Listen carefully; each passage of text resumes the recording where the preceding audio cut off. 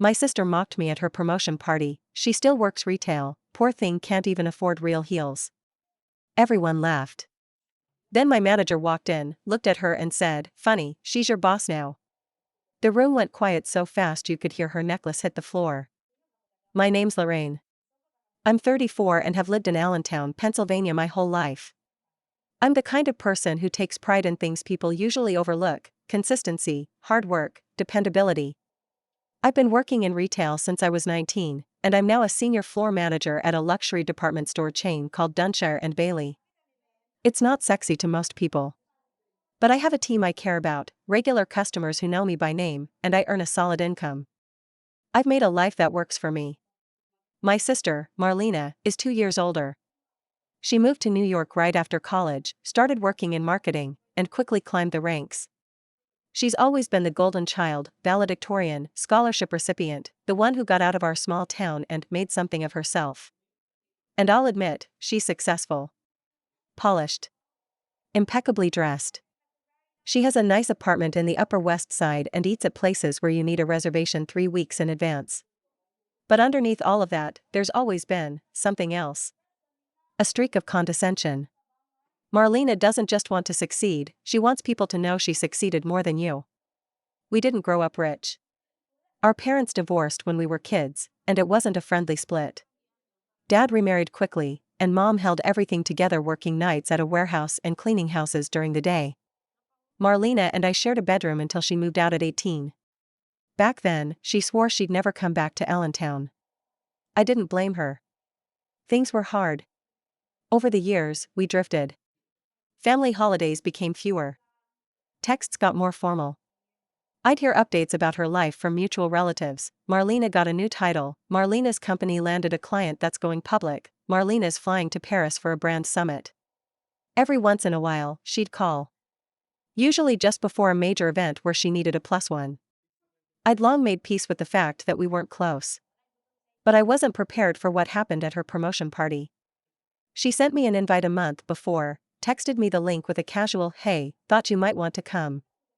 It was being held on the rooftop of some sleek, converted warehouse in Brooklyn. One of those open-concept industrial chic spaces with a view of the skyline, a live DJ, and champagne passed around in glasses that cost more than my weekly groceries. I almost didn't go. But Mom encouraged me. Said maybe it would be good for us. "You two never talk anymore," she said. "Go celebrate your sister. You both worked hard." So I bought a train ticket, took a day off work, and wore the nicest thing I had, a wrap dress and a pair of mid-range black leather heels I'd bought 2 years ago with an employee discount. I even had my hair done that morning. The party was exactly what I expected. Loud.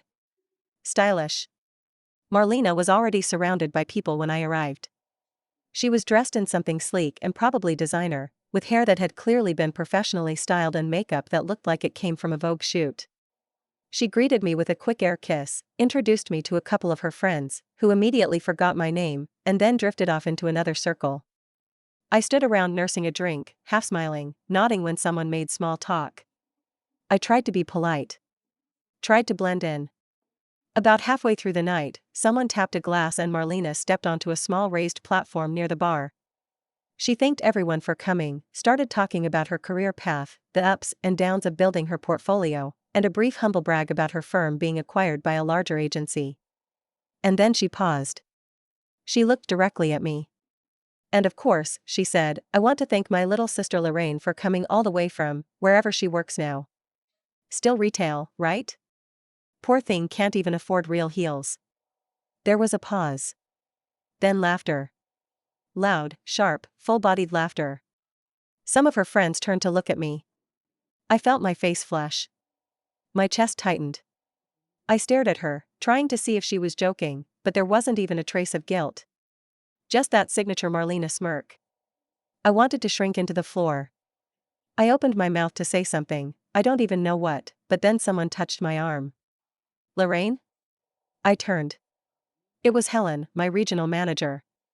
A sharp, confident woman in her early 50s who I'd only ever seen in boardroom meetings and quarterly reviews. I had no idea why she was there. "Hi, Helen," I said, blinking. She smiled, but her tone was direct. "Is that your sister?" I nodded, confused. Helen looked at Marlena, who was still holding court on her platform, and then back at me. That's funny, she said. She's your boss now. I blinked again. What? Helen stepped forward. The room hadn't gone fully quiet yet, but her voice carried. Your sister works for Devereaux Agency, yes? They're being brought under our umbrella as part of the acquisition. Starting next quarter, your department will be overseeing their retail branding partnership. Then, finally, silence. You could hear a bracelet hit the tile. Marlena's face strained. She stared at Helen, then at me. She tried to laugh, made some joke about small worlds and awkward timing, but no one laughed this time. I thought that would be the end of it. One awkward moment. A karmic checkmate. Something I'd file away and tell close friends about over drinks. But it wasn't the end. Because the deal was real. And Marlena's agency was being folded under our branding portfolio at Dunshire and Bailey. And I was directly in charge of the seasonal retail product campaign. The one her team had been struggling to land for 6 months. That meant weekly meetings with Marlena. Emails. Strategy calls. Design approvals. Suddenly, the same sister who once laughed at my shoes now had to explain her team's missed deadlines to me. At first, she tried to be combative. Passive-aggressive comments in meetings. Constantly CCING higher-ups. Subtle jabs disguised as feedback. But I stayed calm. Professional. Focused on the work. Eventually, the cracks started showing. Her team missed another deadline. Then there was a mistake in a product forecast that cost both companies money. Helen got involved. Then the legal team. Within 2 months, Marlena was quietly demoted. No announcement. Just a change in her title and the sudden appearance of a new liaison from her company on our internal calls. After that quiet but very clear demotion, things got eerily calm. Marlena stopped attending meetings entirely. Her name disappeared from the email threads, and a younger guy named Jordan started showing up in her place, wide-eyed, eager to please, and clearly terrified of messing anything up. I didn't ask questions. I stuck to the agenda. We kept things strictly professional. But the silence from Marlena outside of work was deafening. No follow-up call. No snide message. No passive-aggressive LinkedIn post. Just, nothing. I told no one in my family. Not Mom. Not our cousins.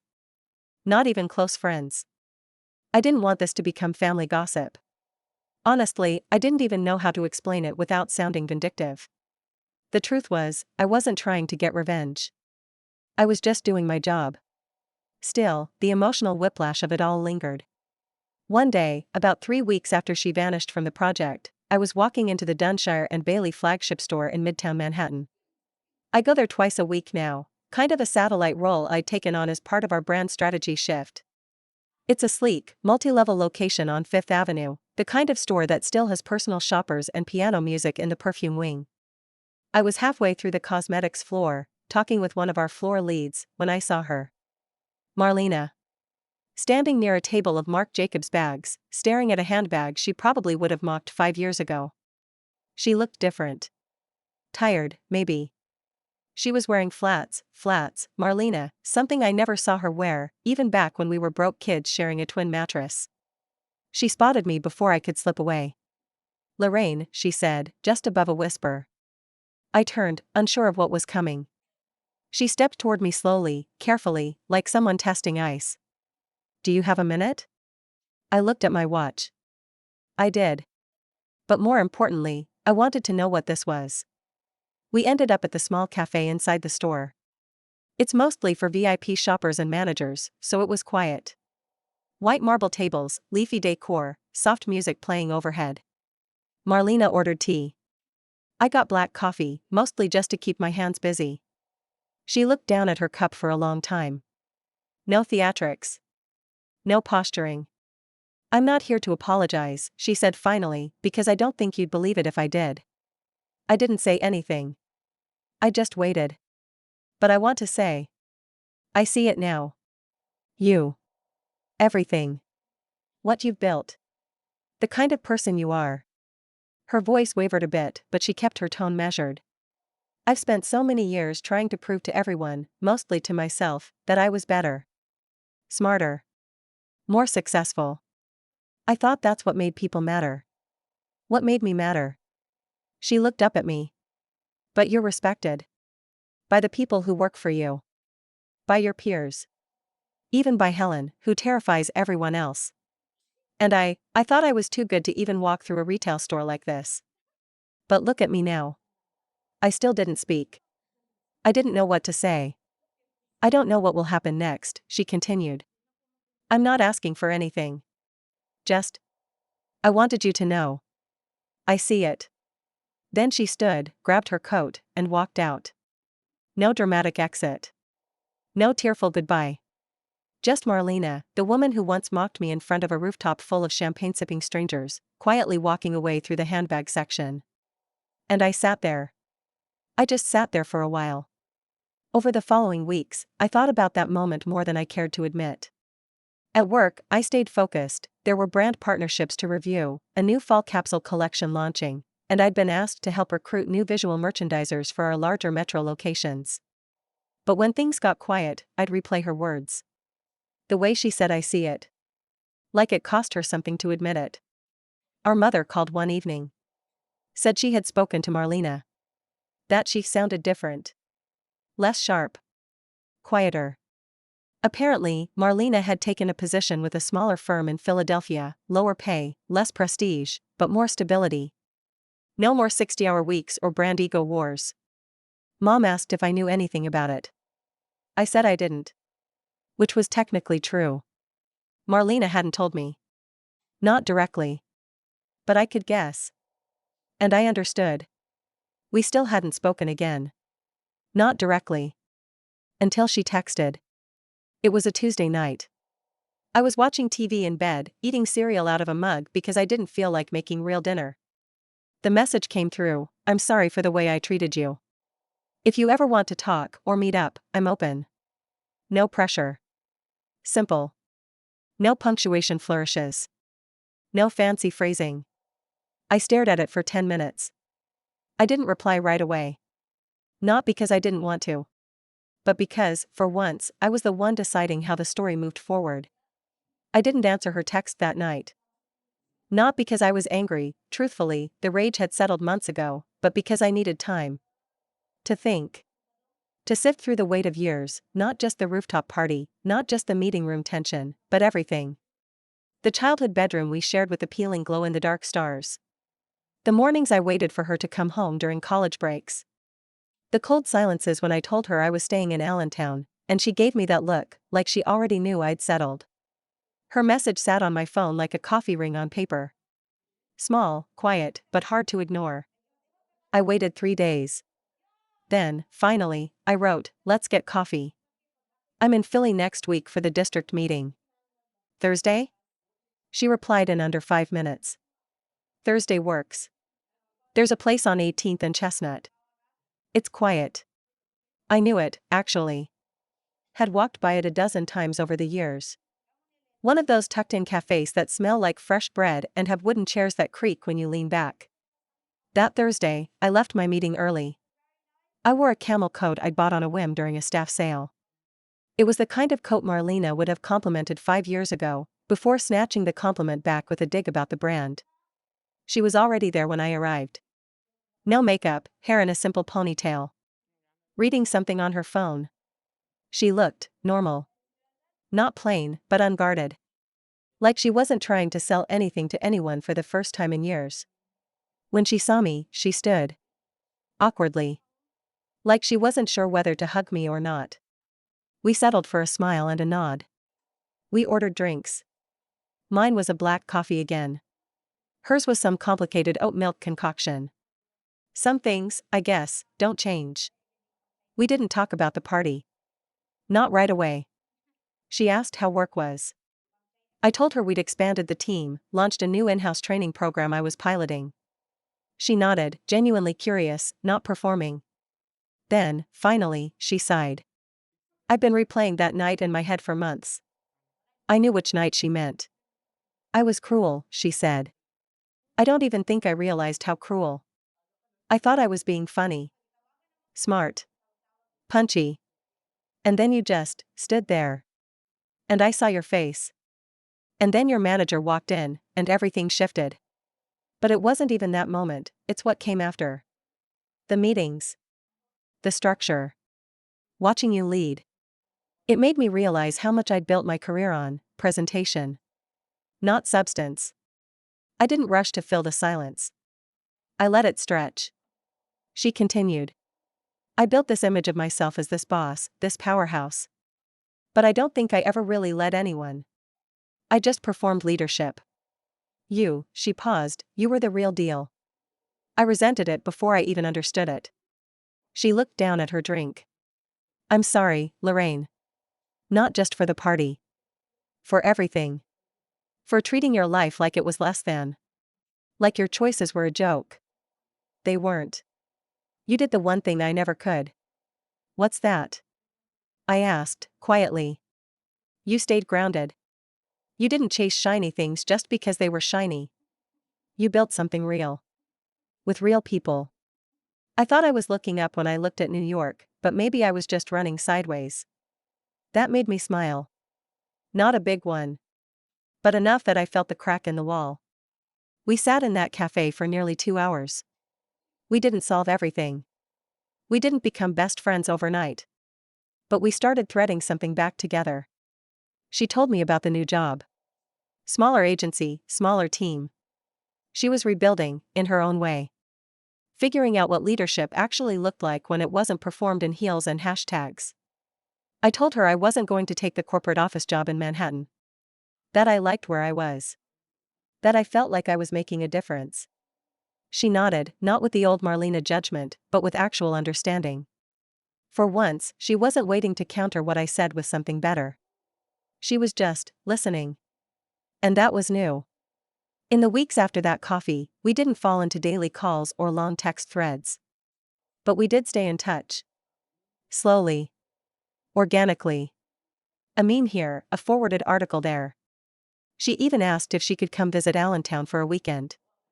You still live near the farmer's market, right? She asked. I miss those pretzels. That made me laugh out loud.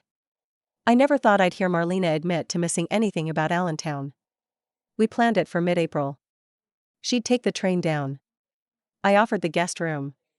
She said she'd bring wine. It felt surreal. But also, possible. Like maybe we weren't just two women trying to survive in our own corners of the world.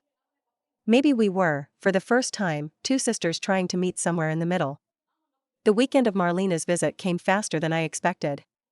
She arrived on a cloudy Friday afternoon, dressed down in jeans, sneakers, and a raincoat, not a trace of the woman who used to strut through rooftop parties with espresso martinis and sky-high stilettos. She brought a tote bag full of local wines and a bakery box from a place in Philly she said had the only almond croissants that could ever make her emotional. We hugged, for real this time. It wasn't stiff or awkward. It felt like a family. A kind of familiarity we hadn't known in decades.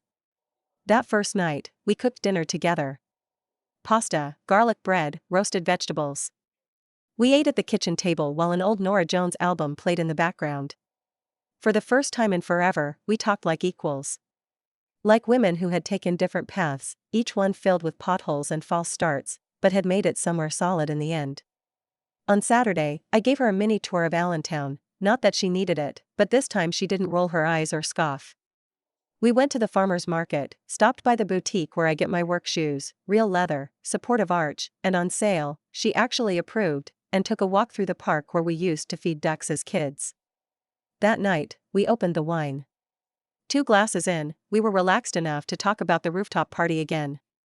I still think about how quickly the room turned, she said, swirling her glass. I'd never felt smaller. Like I'd been caught cheating on a test I wrote myself. I chuckled. You kind of had. She smiled, almost sheepishly. It was a deserved moment. The way Helen just appeared, like karma with a clipboard, she trailed off, then looked up. Did you know? Know what? That the acquisition was happening? I paused. Took a slow sip of wine. Then nodded. Yeah, I said. I'd known for a while. I helped draft part of the integration plan. Her eyes widened just a little. You knew we'd be working together? That I'd end up reporting to you? I shrugged. Not for sure. But I knew it was likely. She leaned back, eyebrows raised. And you still came to the party? Now it was my turn to smile. I was curious what version of me you'd introduce that night. She blinked. Then shook her head and laughed. Wow. No cruelty, I said gently. But I wasn't going to protect your ego, either. You drew your sword first. She nodded slowly. And you didn't stab back. You just let me trip over my own shoes. We both laughed. A long, genuine laugh that felt like a pressure valve being released. The next morning, something unexpected happened. I got a call from HR. Not mine, hers. Apparently, Marlena's company had reached out to Dunshire and Bailey about a possible co-branding pitch. But there was a conflict of interest, they said, because someone formerly affiliated with a major account had submitted new creative under a different name, attempting to bypass the normal chain of approval. I felt my stomach dip. Marlena was still in my guest room, packing up her bag. I walked in, phone still warm in my hand. You submitted a pitch to our buying division. Under a pseudonym? She froze. Then turned slowly, color draining from her face. I wasn't trying to go behind your back, she said quickly. I just thought it would get an honest review if no one knew who it was from. Clean slate. It was my best work, I swear. I exhaled slowly. You could have told me. I know. She looked down. Old habits. I didn't speak for a while. Then, I didn't block it. Just so you know. She looked up, startled. But I did attach your real name to it, I added. Send it to our board with full disclosure. They deserve to know who they're buying from. She nodded, eyes flicking with a mix of anxiety and gratitude. Thank you. You've got talent, Marlena. You always have. You just spent so long selling a version of yourself, you forgot there was something real under it. She smiled sadly. That's what I'm trying to get back to. 3 weeks later, the pitch was approved. Her firm landed a limited seasonal deal. Not huge. Not headline-making. But solid. Enough to put her name back into rooms that had closed their doors to her after her fall. And the best part? She didn't just get the contract. She got it because her work stood on its own, not because she sold it through charm or connections or performance. But because she finally created something real. I was sitting in a quarterly exec meeting when one of the directors asked about the creative campaign attached to the new line. Who wrote this copy, she said. It's got a real voice. Smart but restrained. Like someone who's seen both sides of a brand story. I smiled. Marlena. There was a beat. Then a nod. She's good, the director said. And that was that. A few days later, Marlena called me. I got the final approval notice, she said. Thank you. For not pulling the rug out. You earned it, I replied. The work was solid. There was a long pause. You could have humiliated me, she said finally.